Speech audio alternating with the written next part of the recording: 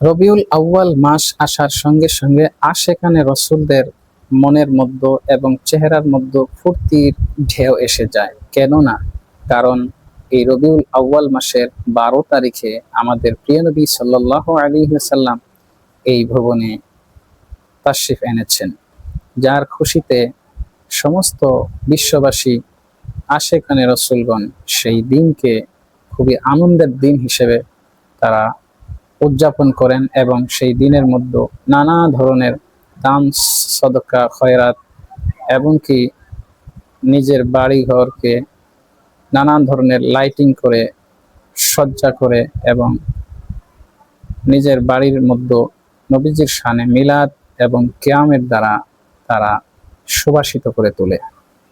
আর কেন বা তুলবে না? কারণ আল্লাহ তাআলা তো কোরআন শরীফের মধ্যে আমাদের আপনাদের নবীর শান উঁচু করে দিয়েছেন। আল্লাহ তাআলা কোরআনের মধ্যে বলেন, ওয়া রাফা'না লাকা যিকরাক, হে নবী আমি আপনার জিকিরকে উঁচু করে দিয়েছি।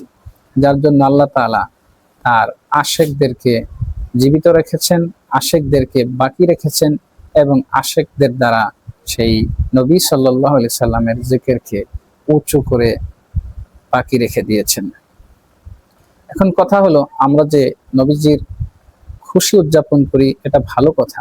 নবীজির জন্মে, নবীজি এই দুনিয়ার মধ্যে জন্মগ্রহণ করেছেন, এটা আমাদের জন্য একটি খুশির বিষয়।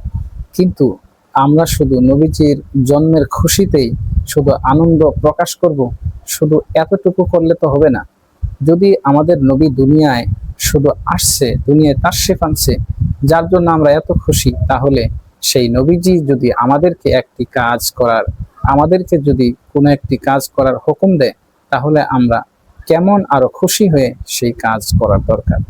তাহলে আমরা যেভাবে আমাদের নবীর জন্মের দিনকে খুবই আনন্দের সাথে উদযাপন করি, সেই ঠিক একইভাবে আমরা সেই দিনে যদি মিছিলে বের হই, তাহলে নিশ্চয় নামাজের খেয়াল রাখবো, আমাদের দ্বারা যেন কোনো মুসলমান কষ্ট না পায়,